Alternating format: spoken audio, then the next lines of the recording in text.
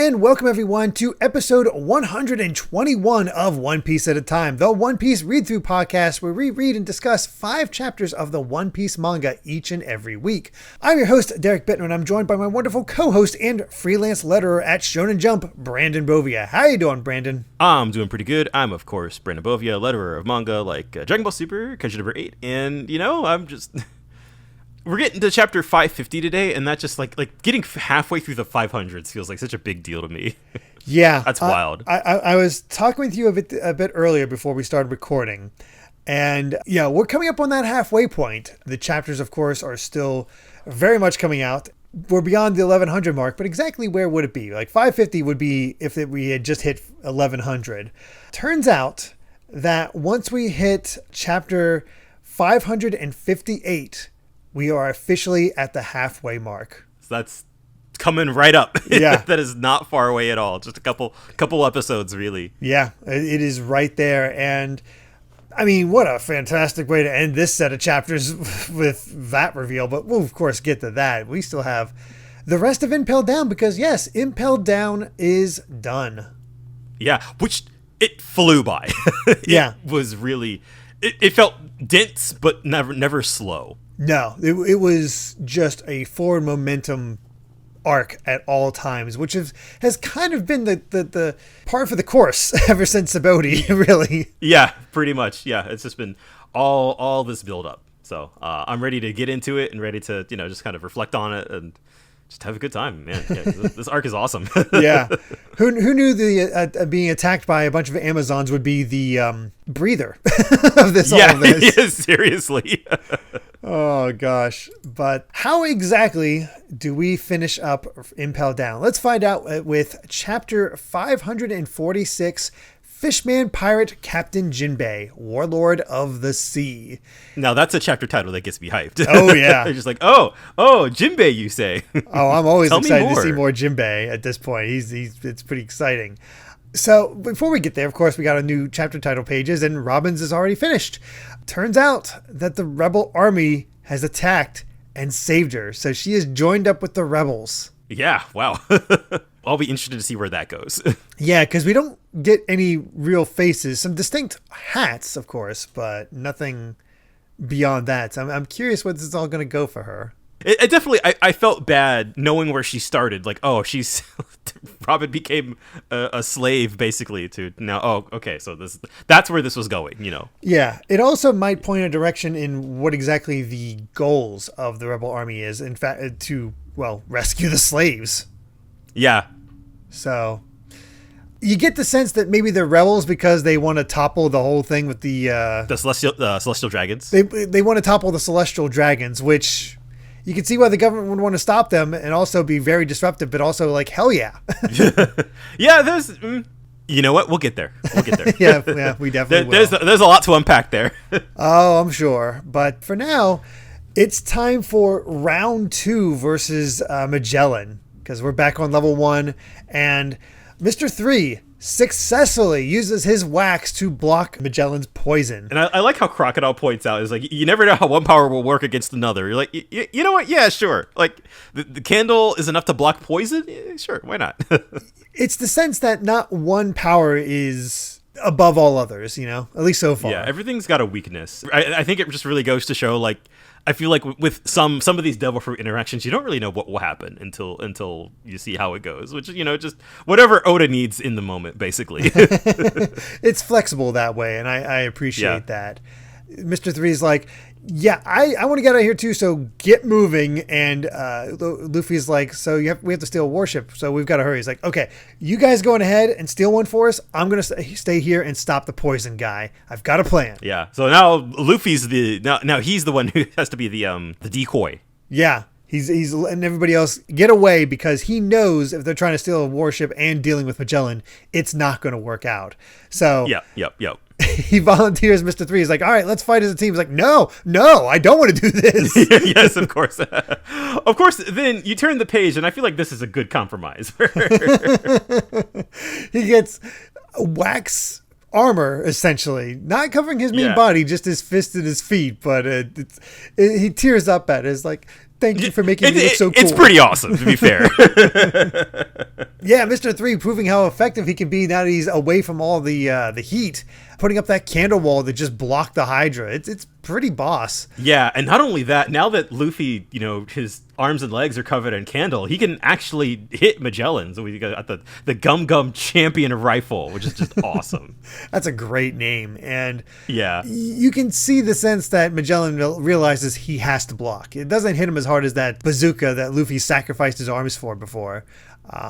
He's like, okay, I have to play more defensive, which definitely comes across as, he is totally a paramecia. Yeah, that makes sense. And then we got even crazier where they found some cannons mounted to a wall of wax and just unload on him. So geez. Mr. 3's kind of the MVP here. Yeah, I never thought Mr. 3 would get a hero moment in this way. It's pretty cool. His devil fruit power ended up being the one that they needed the most, which is funny for a guy who does not want to be involved in it in any way whatsoever. Yeah, very very much like Buggy, but we'll get the Buggy. In the meantime, at the main entrance, Mr. 2 and Mr. 1 are just clearing them all out. And Mr. 1's admonishing Bon Clay, basically being like, don't get too cocky. There are 10 more ships, each loaded with 800 soldiers. We don't know what surprises they'll have in store for us. So we just have to, if we steal one, the rest will pounce on us. So be ready for anything. Let's go. And they go out, and there's nothing. They're all gone. But man, Mr. 1 got everybody hyped up for nothing. And which, I mean, I feel like we kind of knew this because I think that was last week, right, where Magellan, he caught on pretty fast and he was like, all you ships, just go. Yeah, that's all it took. They missed their chance. The ships are gone and they're stuck on the comm belt now. There's nowhere for them to go. So everybody is despondent over this. Meanwhile, Jinbei is like, no, I can see them through the fog. They're not beyond our reach. Leave things to me. And yanks off one of the doors to Impel Down. Buggy, Mr. 1, and Crocodile jump on top. And he starts just carrying them across the water like a damn Buggy boat. looks like he's surfing. He looks like he's surfing. That is too cool of a pose for Buggy. It really is. Yeah, and of course, his strength is incredible as a captain of the Fishermen Pirates, that he's able to swim with a steel door on his back, basically. Yeah. It's amazing. I'm like, damn, Jinbei's putting on a good first impression. Yeah, and not only that, because first, Buggy kind of remarks, he's going along because he's like, I don't want to deal with Magellan. So, like, you're better. Like, I got 2 warlords of the sea with me, so, he thinks he's fine. And then, like, some of the, as they approach the ships, they start firing, of course, but, like, Jinbei, he's able to dodge. Like, he's able to carry all 3 of them with this giant steel door. And he's still able to move. And then he lets him go, sort of stay still, while he goes underwater. And he uses this amazing technique called water heart, where you see him literally pull at the currents in order to shoulder throw them into the air. This is his fishman jujitsu, which is just awesome. Like, seeing him grab a hold of the water like he's flinging fabric is weirdly cool. Yeah, like the it's really imaginative. Yeah. Never would have thought of using the water like that as a fishman. We've never seen anything like this. And it's able to fling them up and have them land right on one of the ships. Damn, Jinbei is cool. That's all you can really say. The fact that he was able to just do this, and I love that the guys on the ship, the random Marines, are just like, all right, the devil fruit users, we just got to push them into the ocean. Of course, Crocodile and Mr. 1 are not having it. Yeah, they're here standing here looking cool as hell, and Buggy's knocked out. Of course, crushed by the door. Oh gosh! I didn't notice he got crushed by the door. He's in the debris at least. I don't know if he got crushed by it, but he's definitely not looking cool. And he was trying to pose all cool at first. That did not last long. Then Jinbei uses his spear wave, damages the ship slightly. We're like, oh, all right, forgot we got to use this thing. Yeah. Well, it looks like it causes an explosion. Like like he basically just like yeeted water at it, and he just was able to blow it up. Yeah, holy crap. Yeah, and that's the chapter, which is basically just like, hey man, want to see how cool Jinbei is after we already saw how cool he was before. Pretty much. We saw what he could do on land. Here he is at full power with the. Yeah, that's a good point. All that time he was like, I'm not so good on land, and we were seeing him, kick butt next to Luffy and Crocodile. And now that he's in the water, he's just like, all right, it's his home turf. Yeah, I definitely appreciate it. It's all action, but it's good action, and the nice forward momentum as we set things up. But yeah, let's go ahead and move on to chapter 547, Island Ripper, and got another 2-page spread with our escape team. And of course, it really feels like we got a new crew here. It really does, especially because they're all dressed up in their Japanese outfits. Once again, I love how Oda just like, I'm just gonna draw Eva's head. That's all. Yeah, just I guess that's if you have a character who's just one giant head, like you don't need to draw the rest of their body. So that makes sense. Yeah, and then you got Buggy, of course, splitting apart in his own way and celebrating. And I like the just straight up armor for Crocodile. He looks good. He makes it look good. Yeah, all of them looking pretty solid. So just a fun one. But now it's time to return to the Magellan fight, where he has to step it up a notch because the poison technique is forbidden because it could destroy Impel Down itself while he blocks one of Luffy's Gum stamps. Yeah, and not only that, the poison actually kind of makes its way through the wax. Yeah, he starts infecting it and Luffy realizes it and has to let go.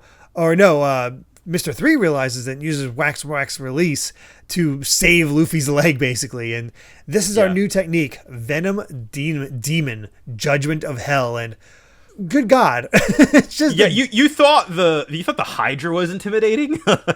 Just a giant skeletal demon poison monster. And we can see why it's kind of forbidden, because this thing just infects everything. It captures a few of the men that were hanging around with Luffy and Mr. 3 to help hold him off. This guy reaches out to get help from another, and it just starts immediately transferring and poisoning the next guy. I thought at first like it looked like it had basically like melted him, but I think it was just like the skeleton. I think that's the skeleton face of the Venom Demon. Yeah. Oda's way of showing the poison on these guys often makes it look like they're actually melting themselves, which they're not. Yeah, exactly. And of course, naturally, like the wax is ineffective, so we had our one way to fight back against Magellan, and even that is just like ineffective. No, it's like, nope, this is not going to do the trick. He can infect wax, stone, the prison itself. It's why it's forbidden. So, time to run. But we go back to the main entrance where Mr. 2 is waiting, and it's like, what happened to Straw Boy? And where's the warship? I can hear cannons being fired, but I can't see what's happening through the fog. So, if we wait here, Magellan's going to get us. So, he's strong, but he's not gonna be able to hold off Magellan for long. And yeah, we basically have confirmation of that. We thought this would be the grand counterattack, but no, Magellan is still that strong. I guess that's what got me. It was like, okay, all right, like you said, time for round 2, time to fight back. No. No, he has one more technique that he can get around this wax, which, again, training up those devil fruit powers. And yeah, I honestly don't know how. I guess no, not even Mr. 3 at this point. If he trained up, I was like, maybe Mr. 3, if he trained a bit, he could do it. But no, if he can infect everything he touches, it has to be like a long range devil fruit, I guess. It does make me wonder. I say this because I genuinely do not know. Like I wonder how Hockey would sort of get into all of this. That's a good question. Be able to help, or I don't know. Yeah, even seems to be a weak point for Blackbeard as well with his dark fruit, because right, yeah, that too. Like how do you fight this guy? I don't know. I mean, maybe somebody like Ace or Crocodile might have a chance because they have those long range techniques with their paramecia, but yeah, who knows? Again, I really do appreciate how much Magellan is just a force of nature. Like he is a wall. But time to show off what the attacking crew can do, as we see Crocodile unleashes sand and Mr. 1 do this spinning blade kick technique. It's still looking cool. Yeah, it's actually kind of fun to see Mr. 1 show off, because I mean he fought Zoro and that was just kind of it. Yeah, he never really got to see beyond what he can do, but obviously a blade man is going to have it's going to be pretty effective against most people. Yeah, I love the buggies. Just like there's a whole tornado of people getting flinged up into the air, and Buggy is out cold. Or maybe playing dead. Who knows? Yeah, true. But the other ships notice, like, okay, they're just going to take that ship. We got to sink it. And before they can even do that, Jinbei's ready to just soak all their cannons and their the gunpowder and pretty much make them out of commission. It's like Mr. 3 had his moment, but Jinbei's really putting in the work. Yes, I feel like, I mean, you have all, I feel like, I mean, we have all of these normal people, you have all these folks with devil fruit powers, you have a guy who can fight from the water, like, fighting from the water. Which is pretty useful when you're on the calm belt. Yeah, for sure. We get back to that, and Bon Clay's like, "Oh, you made it! You're back!" And he's like, "Keep running! We have a ship yet?" Right? Because here comes Magellan. It's like, no, we don't have a ship yet. Oh, when all of a sudden we cut to level 1, and friggin' Eva uses their Hellwing to burst over, like, through the friggin' floor and up to the main entrance, where their heads bugging out as they bash the back of their head in. What an insane visual! And then, of course, we saw them get beaten by Magellan. So it's just like, oh, he's alive. And we see that he managed to recover Inazuma under his arm, and again, such strange visuals. But yes. They're both back, but Eva's kind of passed out at the moment because of knocking the back of their head. Incredible. And all of a sudden, they get tossed a mini transponder snail, where it's from Jinbei. He's like, "Okay, what's your status, Luffy?" He's like, "Oh, I'm here, but he's chasing us. We're going to be trapped in the docks." It's like, "Well, we managed to get a ship, but we're too far away to catch you. But don't give up. We need you to get everyone into the water, even if you have to push them. You need to jump into the sea. Once that happens, leave it to me." Excuse me? Well, of course, Mr. 3 is like, are you crazy? Like, we're going to drown if we do that. And he's a government toady. We can't trust him. It's like, no, he's Ace's friend. I trust him. And that's Luffy, man. That's all you need. Yep, that's all that matters. My brother vouches for him. No, I'm cool with this. Let's do it. Yeah. Magellan's just like, yeah, you're going to go into the ocean? Sure, do it. We're going to get you. Yeah, it really is like we're kind of stuck between a rock and a hard place. Pretty much.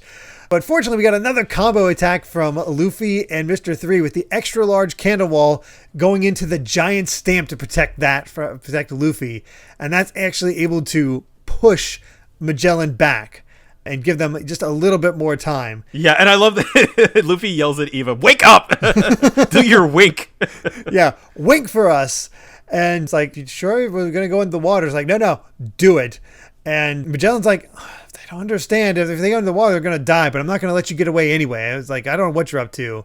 But Iva does the wink, and all the men, you can even see like a line of men like hanging onto each other's limbs, like in a chain. That visual of just like you're seeing the giant arm of the Venom demon like reaching out through Impel Down. You're seeing them just like fly over across the water. You see the massive head of freaking Eva. The bumps on the back of their head that kind of blend into their fro. I didn't notice that. Just their tiny, tiny body as all these men cling to their face and and each other as they go flying. It is the most ridiculous visuals you can ever imagine. And that's when all the other ships start noticing that there's some weird thing swimming under them. And Jinbei's like, "Oh, good, they made it in time. Sorry to call you land on something that's dangerous clearly waters." Not the water. No, turns out we caught a bunch of whale sharks. Jinbei summoned whale sharks to save the day and bring them to the ship. He's incredible, as Luffy says. I love my Kung Fu Jujutsu Aquaman. And you can just see Magellan looking at this being pissed. He is like the save, man. I feel like just from these 2 chapters alone, like Jinbei, just automatic MVP status. He's the best. And they've done it. They've gotten away from Impel Down, and that's it for the fight against Magellan. Yeah, that was the big surprise for me, because I definitely thought that they were like, all right, we're gonna have another big showdown. Like, he's the big arc villain, but like as we've been saying, like clearly, you cannot fight him. No, one, you can't fight him, and 2, he's not a villain in the traditional sense where Luffy absolutely has to defeat him in order to save everybody. Because he's not even the goal, right? Like, fighting Magellan, kind of like what Jinbei said about Blackbeard, we're just like, he's not the goal right now. Like, you have more important things to worry about. Yeah, he's a wall. That's all he is. In terms of plot structure, you don't need to beat him in order to escape, and as they've proven, which good, because I don't know if they could have done it if they had actually beat him to escape. Yeah, and I think in terms of, in this case, escaping from Impel Down is the defeat to me. Oh yeah, and that was like this whole time they were like, we have to save face. It's like we've only ever let one guy escape, and never again. And now here this is the greatest defeat that this institution has ever faced. As we'll get to later, there's this tub current, as we'll talk about in future chapters, that connects Enies Lobby and Impel Down, along with Marineford. Luffy has embarrassed 2 of them. Yes, that's a good point. Like these major government facilities, and he's completely thrown 2 of them into chaos, and wants to go to the 3rd. So yes, all right, let's make it 3 for 3. We do have an SBS. One person asking or noticing that Luffy wasn't exactly under Hancock's coat; he was under her dress. And they're like, was that intentional? It's like, I don't know what you're talking about. Yeah, of course. Deflect. Yeah, Luffy couldn't be under her coat. He had to be. It'd be too obvious. That's why the coat is showing that, muffling the extra size under her body. I don't know. It's funny. It's not a concern, but it's just funny. Yeah. I like one of the other SBSs is basically pointing out, like, Crocodile took the time to get dripped out during this escape. He's like, no, he went to where they confiscate all this stuff so we can get dripped out and a cigar. He's not complete without a cigar. I respect it. Like that's, Crocodile's committed to the bit. He's just the ultimate mob boss. Gotta appreciate it. Well, let's get to chapter 548. Thank you. And time for Frankie's turn. What the hell is happening? Well, he's no good this week is his term, and turns out that this island is full of cyborg animals.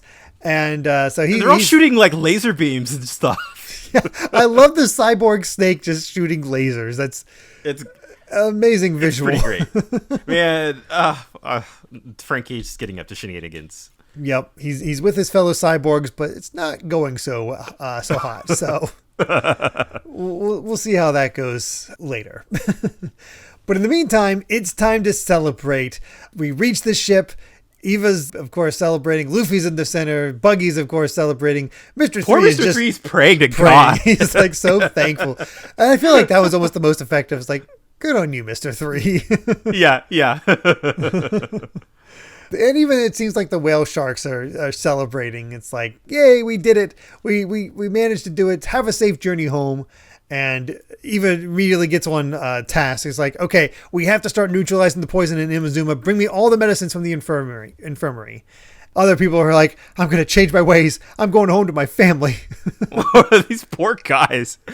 Oh, what have they been through? As they sail away, they're just like, we're free at last. And who do we have to thank for it? Captain Buggy. Yep, it's all thanks to Buggy that this happened.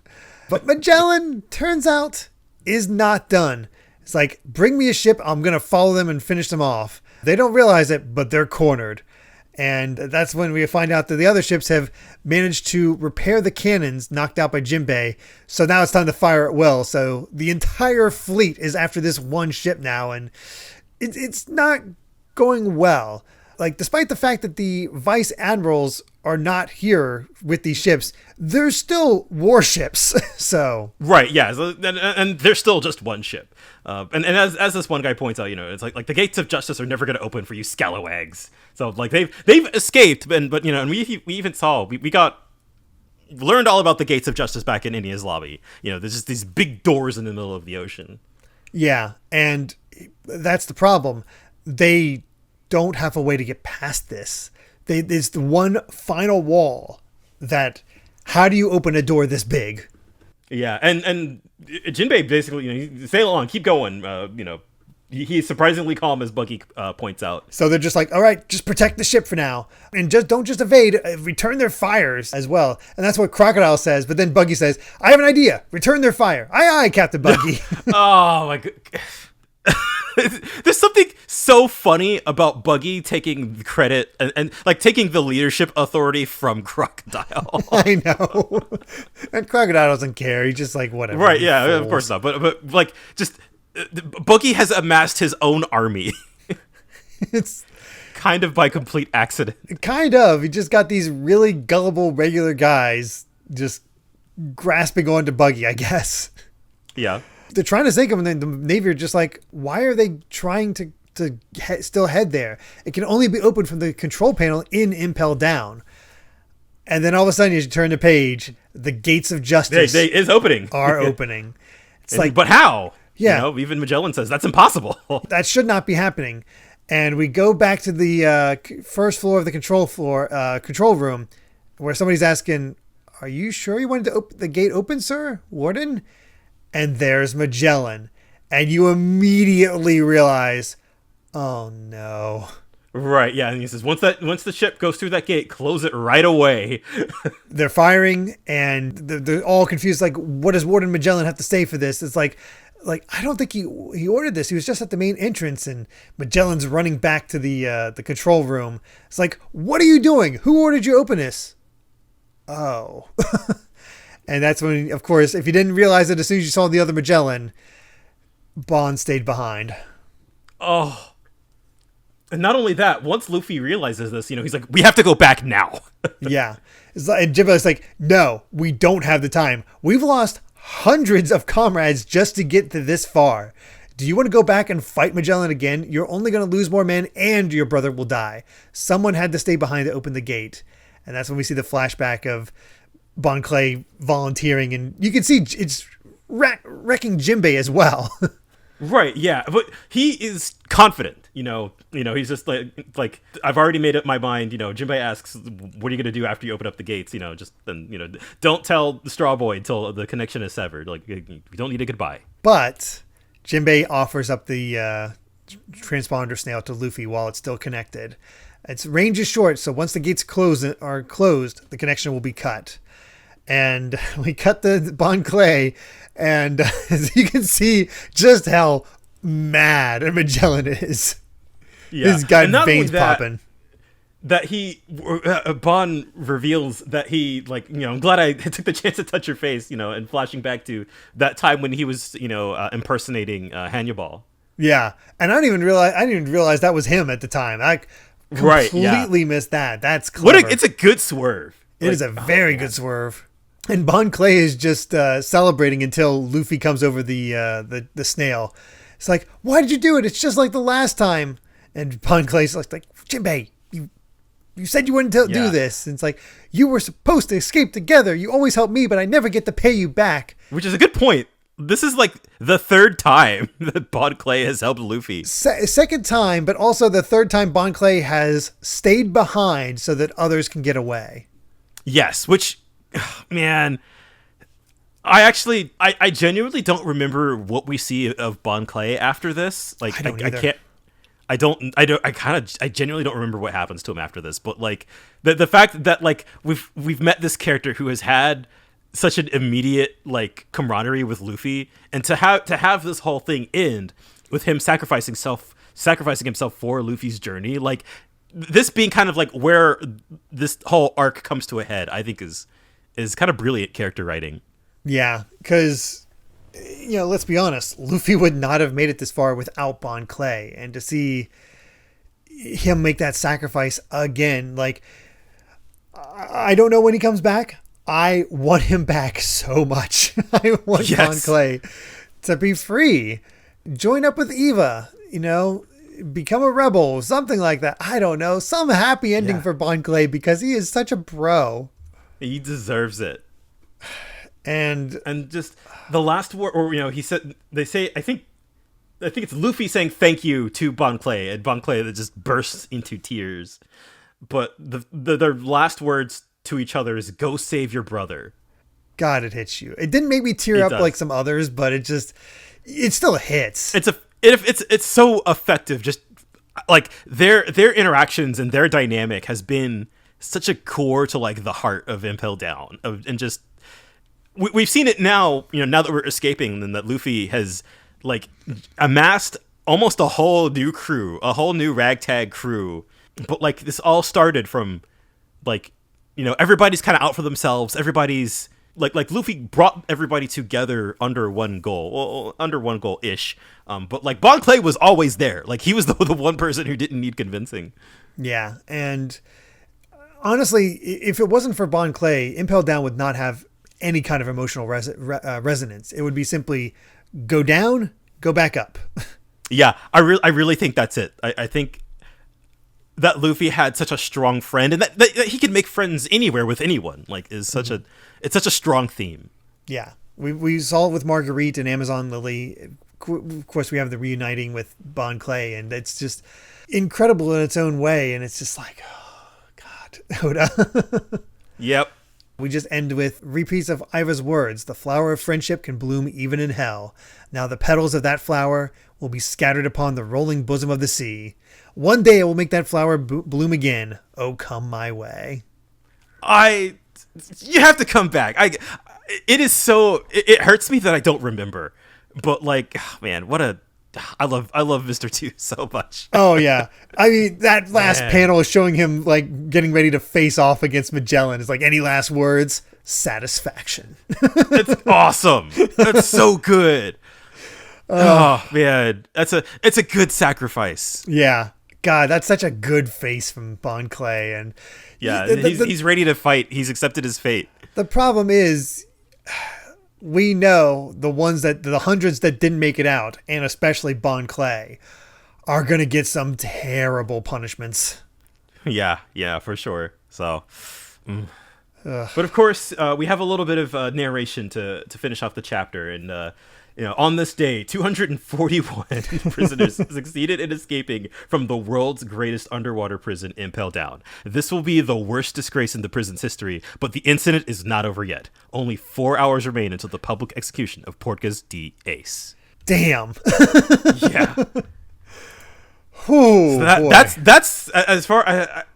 I think that's the end as far as the narration is concerned. Yeah, we're technically not into the next arc with this next one officially, but yeah, it's essentially the end of Impel Down. And I mean, we've said it before. It's one of those that I didn't think much of when it happened. Like I thought it was exciting and fun and all of that, but I mean, just really impressed with how Oda was able to change up the structure, bring back a bunch of old characters, keep the humor, have stakes, just have all those elements from a typical arc of One Piece, but without the crew. And that it feels like it's building off of Amazon Lily too, in the way that we're seeing what Luffy, like how Luffy acts when he's all alone, and how quickly he's able to assemble allies just, based off of like sheer grit and enthusiasm. We've seen it time and time again, but Luffy was never alone for that long. He had Kobe with him at first, and then immediately had Zoro.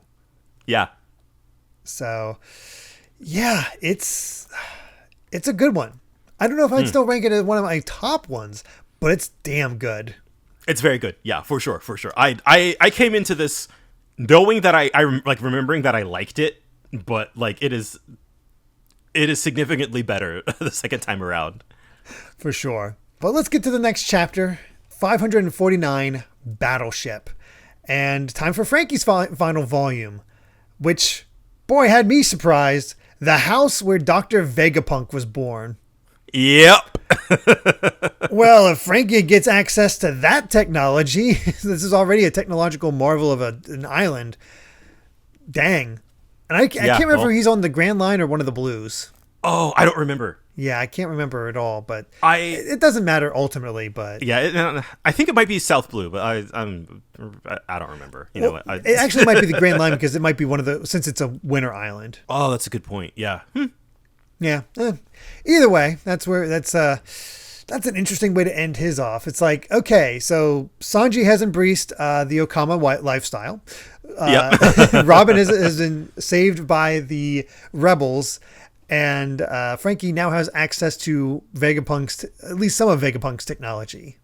Yeah. Or So yeah. interesting. Yeah. But we're not quite done with Impel Down yet. Turns out we're gonna go check in on level 4, where Shiryu actually saved Blackbeard's crew. And not only that, it seems like Blackbeard's like, join my crew. Yeah, pretty much. The best sense I can get is that he came all the way here just to recruit Shiryu. Yeah, well, that's part of it for sure. Yeah, we don't know anything else otherwise. Maybe Yeah. we'll find out later. I have no clue. But we have a new crewmate. Yeah, and it's fascinating that he says, I've been waiting to meet someone like you, which, for what we know of Shiryu, is, oh God. But also, I feel like he fits in pretty well. Yeah.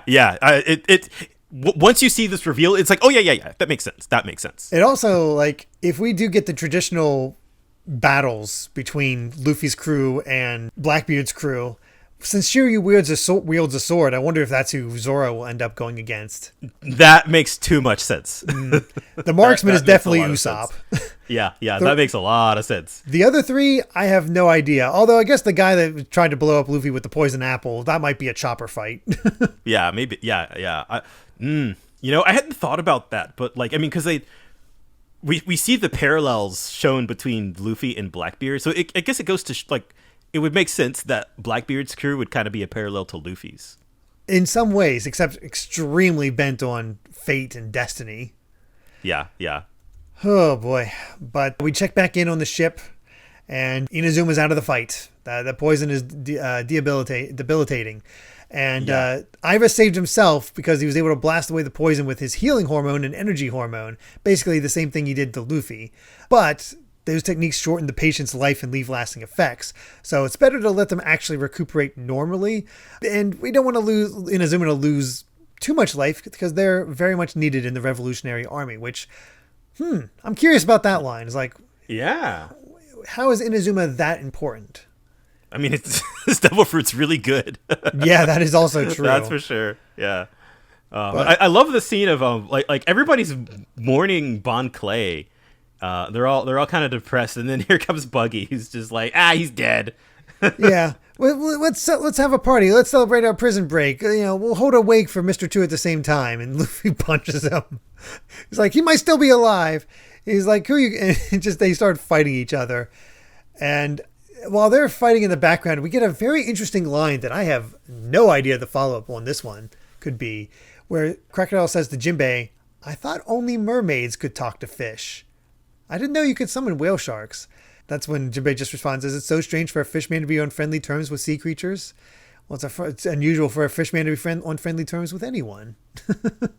Well, it turns out Crocodile's racist. Yeah, he's also racist. He's like, you must be an exception to your barbaric race. Yeah. Well, and at first you see, Jinbei says, like, I'll take that as a compliment. You're right. Fishermen are barbaric. And you're like, what does he mean by that? Yeah, I'm not quite sure what that's all about, but leave some intrigue for Jinbei, that's for sure. Yeah.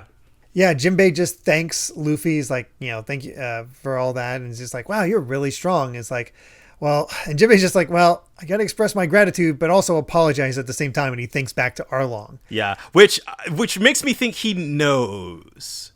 He must know what, at least, like, Arlong was captured by the Navy. He has to know what happened to Arlong. And I'm sure he keeps track of everything that happened. I feel like there's something interesting there. We'll come back to that. As Jinbei says, like, we'll set that aside for now. But yeah. Man, also puts into perspective just how much stronger Jinbei is than Arlong. Yeah, that's for sure. Good God. But that's when he reveals that he was one of the 7 warlords of the sea. Though my title is probably revoked. Yeah, which I'd forgotten that Luffy did not know that. And even when I forget who said it, where it was like, we've got 2 warlords on us, and he's like, huh, what? I know. Yeah, I think it was when they first teamed up. And that's when they reveal that, like, yep, we're heading towards Navy headquarters. They're all like, nobody told us that. Like, yeah, we almost prefer to stay at Impel Down rather than go into that war. And that's when Crocodile explains, like, no, we're in a big swirling current that only has 3 destinations: Impel Down, Marineford, and Enies Lobby. There's Yeah. only so many places we can go. We're heading towards Marineford and saving It's Ace / funny that they killing didn't know. Whitebeard. Yeah, they're just like, nobody told us that. Yeah, and that they're heading straight into the war, too. Nobody, so many of them, other than the ones that were in Kama Land, just like, oh God, I do not want to be any part of. I don't want any of this. He said, get us away. But then we have a call on the local transponder snail, and Luffy just picks up. Hello, this is Navy headquarters. Oh, hi, this is Luffy. Yeah, I love how straightforward he is. And that's when we get a bit of exposition from this ship. The Impel Down security fleet reports that oh wait, I just realized they didn't know they were talking to Luffy. Yeah, They're just reporting. Oh no, they do know. They do know. We initially dismissed you as an upstart, so they do know. It's like, wait a second, why are they relating all this? But no, they're just filling him in. Anyway, the Impel Down reports that a group of escaped prisoners has captured a ship. We identified 2 ringleaders from the prison's video transmissions. They are pirate captains Straw Hat Luffy and Buggy the Clown. And I love as the other prisoners point out, like they see Captain Buggy as a bigger threat than Jinbei. Who are you? Why me? And I love this bit too. They said that they dismissed Buggy as an upstart, but they discovered that you once sailed with the Pirate King Gold Roger. And also you're the blood brother of red-haired Shanks. One of the 4 emperors. And that just gets the whole entire ship is like, what? And we were surprised that a man of your caliber hadn't made much trouble before, but after this incident, we won't underestimate you again. Oh, poor Buggy. Yep. It's like, we found no connection between you and Ace, but you're probably working with Straw Hat Luffy to rescue him. And we know that Jinbei, Crocodile, Ivankov, and 200 dangerous fugitives are aboard your ship. This is your only warning. Unless we open the gates of justice here for you, you will never reach Marineford, much less escape the tub current. And it's like, well, we have nowhere to run. What do we do? And Luffy says, like, nah, I'm going to save Ace. Just you watch. It'll be easy as potatoes. I think you mean pie. Did you mean pie? Yeah. He's hungry for baked potatoes. And that's when everybody starts talking about Buggy's like, oh, crap. They know they know all about that. They're sure to come after me. And they're like, he has an impressive past, yet he's so weak. So why do you play so dirty? I was like, all right, the first mate that said something like that. Yeah, an old man named Rayleigh, you know him, right? You met old man Rayleigh? How was he? It's like, oh crap, they're talking about Rayleigh the Dark King. Now, right? I love Mr. 3 pointing out that they're just having a casual conversation about the first mate of the Gold Roger pirates. Which just keeps impressing them more and more. It's like, oh no, they think I'm a big shot to help me relentlessly. And they start cheering for him. It's like, wait, this feels good. Oh, the Navy's overestimating me, but this could be a good thing, and everything they said is technically true. I'm their hero right now, so this is my chance. If I somehow manage to kill Whitebeard, I'd become one of the 4 emperors, and then soon I'd be king of the pirates. This whole line of thinking is, oh my god. He starts just... I love it. Overestimating himself. All these 200 extra prisoners are basically like, we're going to follow you anywhere, Captain Buggy. Command us. We'll take this ship away from these blokes and go anywhere you want. We'll be free. Yeah, even Luffy's just like, And Jinbei's like, oh, this could be this could be a bother. And Crocodile's immediately like, just kill him. Yeah, I love that's what I love about this scene is just like Buggy. He gets drunk on just the tiniest little drop of power. and that all of these prisoners are just along for the ride. They're just like, this man saved us. We will die for him. Yeah, they are immediately ride or die for Buggy. It's like, if you call yourselves my men, then follow me to glory. Today I will take Whitebeard's head and rule the world. God, that panel of him. Oh man, it's so good. He's just like he wants no part of this, and yet is going to lie just to save his own skin. Just because he has all these people that he knows have higher bounties than him. Yeah. But he's like, I can use this. It's great, too, because, again, as they pointed out, it's like Buggy does have these associations with all of these great pirates, and he's just like, but why is he so weak then? I love Jinbei's comment. Buggy seems to have a talent for leadership. Yeah. Oh, man. gosh. Yeah, it's just all right. The greatest leader in the world. Yep. That's Buggy, all right. Yeah, no, this you can tell Oda loves Buggy. Like every scene with Buggy is just a delight. To just bring him back in this way is incredible. But it's time for something a little bit more sobering to end the chapter with. Back at Navy headquarters, it is now noon, 3 hours until the execution. It's time to escort Ace to the execution platform, and we get this interesting flashback of between Ace and Luffy, where he says, we have to live our lives without regrets. And I can't tell if he actually feels regret or not. It just ends with the words, someday we'll go to sea and live however we want, a life of true freedom. And that shot of Ace walking into the sun in chains is like, it's kind of, it's haunting but gorgeous. Like, it's a really, just the lighting and everything just looks amazing. Yeah, and just it really sort of sets the stakes. Yeah, and I feel like you sort of, I feel like we understand that Luffy wants freedom, but just like those quick couple little flashback panels, is just like you get the sense that like that's what Ace wants too. Mm-hmm. For sure. It's good stuff, but we do have an SBS where we get another breakdown of where each of the Straw Hats would be if they were in the real world. And I appreciate that Luffy's from Brazil because of Inaki.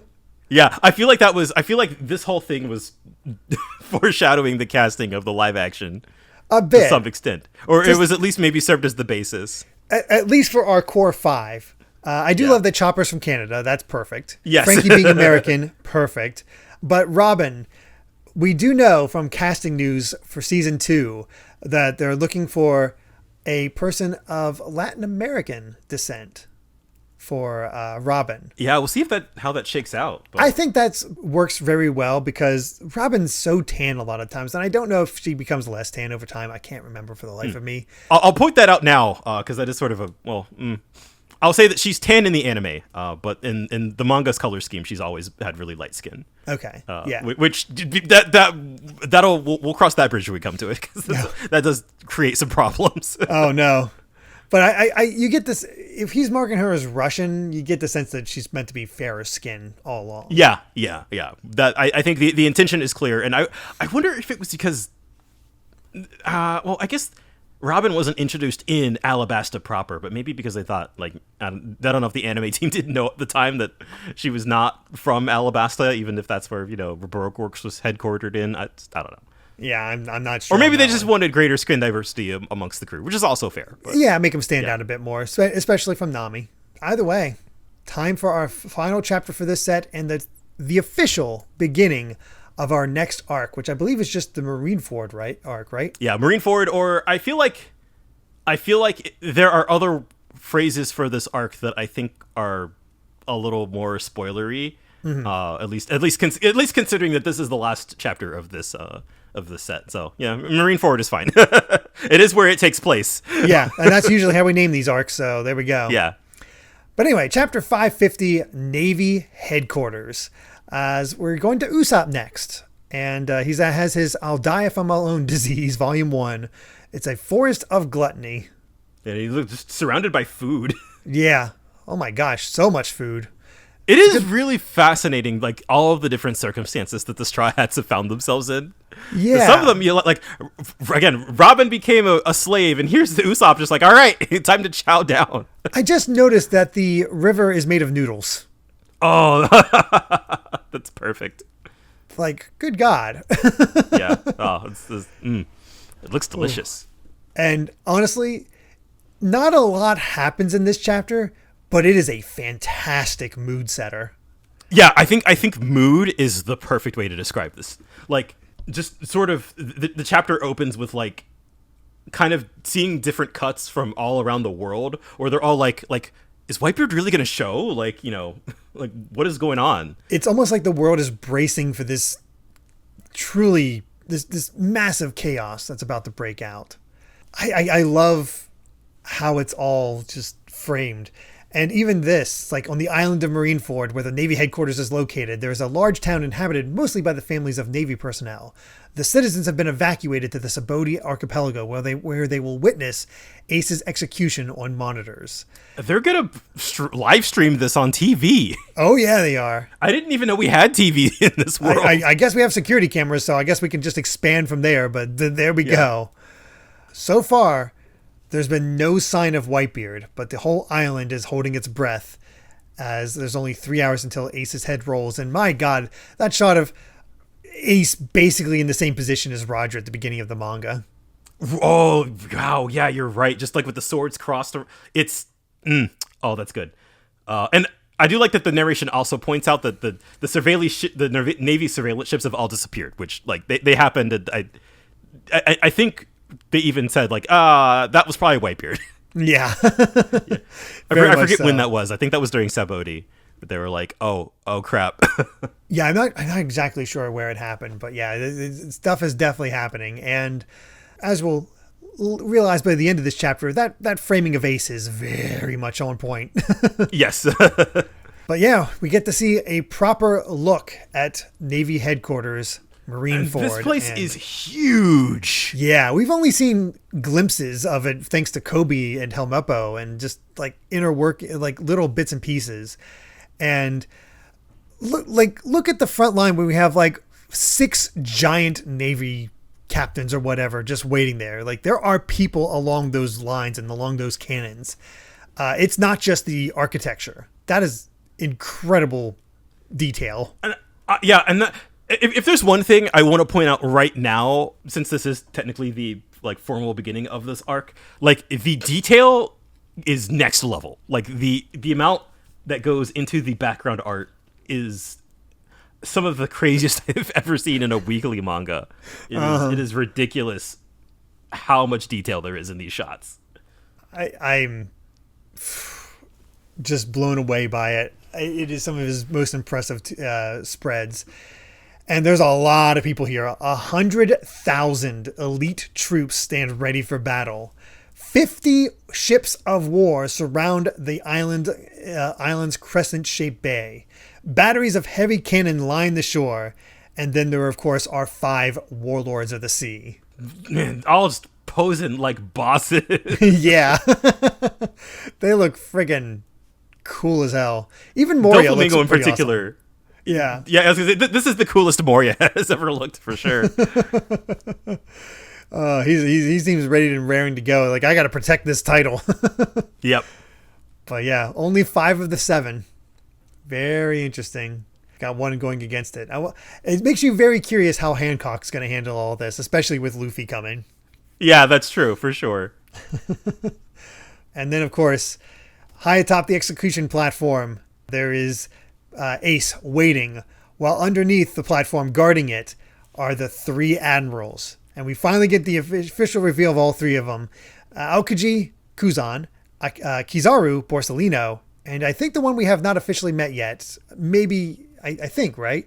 He was in the Ohara flashback, actually. I wondered if he was in that. I couldn't remember for the life of me. Yeah, and here's Aka Inu, also known as Sakazuki. Yes. So, well, I forget if... Is this our first time? No. I think this is the first time seeing him as an admiral. I think he was a vice admiral back then. Yeah. I was going to... did we know their real names before? I feel like we did. We knew Kuzan and Borsellino. There was conversations about that. Yeah. Okay. So we've already discussed how the like Kizaru, Aka Inu, Aokiji, those are titles. And, yes. And their real names are in brackets. Who? Yeah. We go to the Tub Current where they've reached, the Luffy and them have reached the Gates of Justice, and they're like, oh, that was fast. Actually, the wind was against us, so it took a little bit longer than usual. And Luffy's still, not Luffy, but Buggy's still hyping up the other men. Fortune and glory. And that's our next, we don't know how they're going to get past this damn gate. Yeah. And it doesn't even apply yet, because instead we have Sengoku and Garp. It's like, I'm going to tell them everything. Have it your way. I'll be waiting below. And Sengoku comes up, asks for a transponder snail, and broadcasts to the world a matter of enormous import. and we see Smoker. We see Momonga, not Momoji. The old lady, along with Garp, who's actually says it's not your fault. And Garp just laughs. It's like, women sure are kind about stuff like this. Suru. So is she implying, like, is the implication here that Garp is kind of blaming himself here? I think so. Yeah. Because, well, Ace is his grandson. Right. But that's when we get Sengoku asking, what is your father's name? What difference does that make now? No, my father is Whitebeard. Not true. No, not true. Yeah. It is true. Whitebeard's my father. There's nobody else. And that's when Sengoku breaks it down. We were looking everywhere when we got word from Cypher Paul about the possibility that one of his children might be on a certain island. We examined newborns, unborn infants, and their mothers and found nothing. But that was only natural because your mother used a trick to hide you that cost her her life. So the whole world was fooled. And we see that Hina's here. Kobe and Helmeppo are here. Yep. Turns out that her Ace's mother lived on the island of Batarilla in the South Blue. Her name was Porcus de Rouge. So we have another D. Yep. That's very interesting. Also, is that our first female Will of D? I think so. And then here's the incredible part. She did something we never imagined possible. She hid her child in her womb for 20 months. I don't think that's how childbirth works. I'm pretty sure that's not how childbirth works unless some sort of devil fruit helped with that, because good God, I'm a father. I witnessed things. At 9 months, they're coming out. Yeah, I love that. We've seen this a lot over the course of One Piece, of like characters doing really just like over the top feats just out of pure sheer strength of will. For some reason, when it applies to childbirth, you're just like, excuse me? Yeah. I mean, a 20-month-old is pretty big. Yeah. My son came out 9 pounds, and I'm pretty sure he doubled that by if not more, by 20 months. So, well, yeah. That's why Sengoku says she bought your life at the cost of her own, because I guess that would kind of kill a person. Yeah. My guess, the only way that Oda can explain this is that she was somehow able to will Ace to not grow as fast. Yeah, maybe. And just kept it a very, very, very slow gestation. And, but it basically, if we go off the idea of Eva was able to basically literally cut her own lifespan by doing this. Right. I think that's the only way that makes sense. I think her actually carrying a 20-month-old carrying a 20-month-old in her stomach is impossible. It has to be some sort of willpower like that. As far as I know, this never gets brought up ever again. That makes sense. It is Oda's like, it's we're just not one going of to the, it's just cool. Trust me, bro. Just roll with it. Yeah. And well, what I love about this, obviously, because we're about to get to the end of the chapter here, but like throughout this whole speech, you think like, oh, Ace hates Dragon, and you think, he rejects Dragon because he's the world's worst criminal. But then it's also, if you're taking your time and you're not reading this as quickly, you might see that and like, oh, she's dead because of this hiding. So they're like, oh, no wonder he hates his father, because they were constantly trying to find his mother, which made her forced to keep him keep him for that long like that. And yeah, that would be a good basis of hate. But no. And Sengoku says, your father was executed 1 year and 3 months before you were born. And that's not Dragon. Yeah. The blood of the most terrible fiend the world has ever known runs through your veins. Your father was Gold Roger, the Pirate King. Luffy and Ace are not brothers. Yeah. Well, yeah. The misdirection from Oda throughout Impel Down, as they were talking about the way that Garp and Ace were talking, and the way that everybody interpreted it, even Eva, completely sells the fact that you believe that Ace is the son of Dragon, but he's not. Right. Yeah. Yeah. And all this time, without really even questioning it, or really, like, Luffy has just said, Ace is my brother. Like, Ace is my brother. And that they are not related by blood, I think we'll have time to unpack this later, because we'll have more details about it.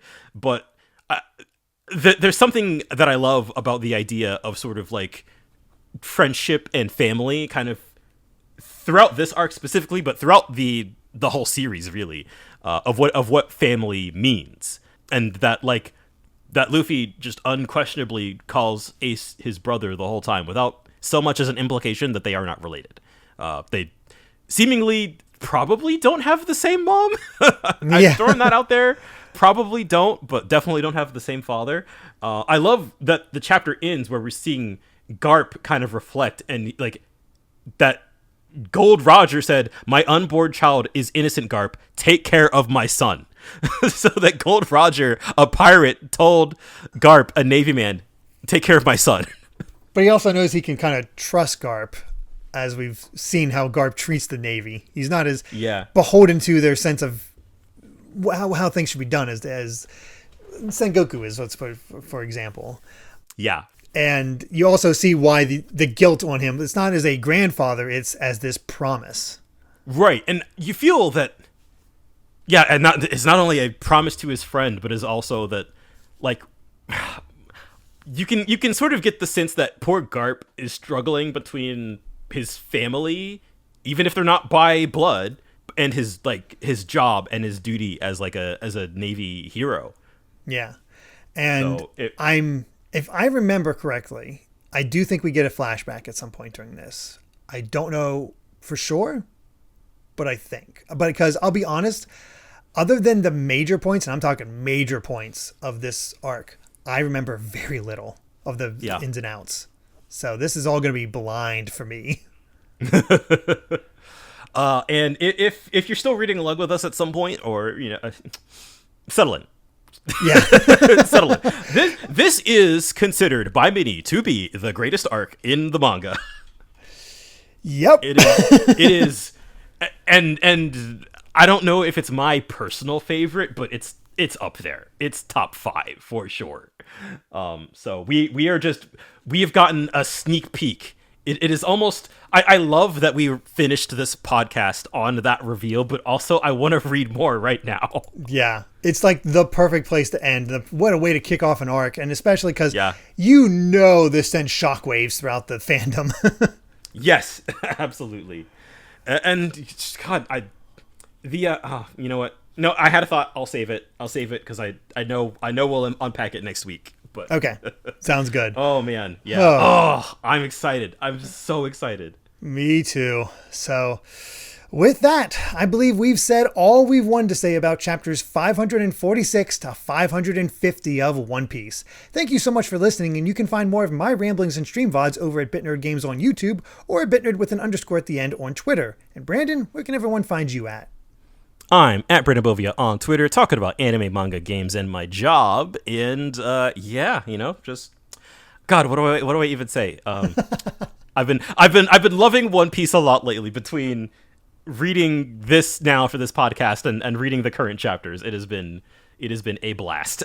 It has been firing on all cylinders, and I'm going to say this like every week. I can't wait to catch up. We're almost halfway there. We've got a long way to go. I think it took us 2.5 years to reach this point. So yeah, 2.5 more or less, maybe 3. Yeah, probably 3 at this point. So, that's weird. But hey, if you'd like to help us out more, you can support the podcast over at patreon.com/Derek Bittner. That's DERRICKBITNER to listen to the next episode ad-free 3 days early. And make sure to return next time as we discuss chapters 551 to 555 of One Piece. So until then, my friends, bye. Remember to take life one piece at a time.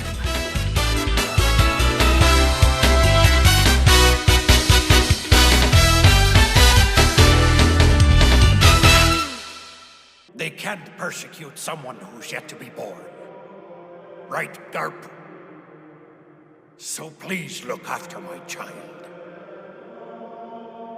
You're a true father. is Gold Roger, the king of the pirates.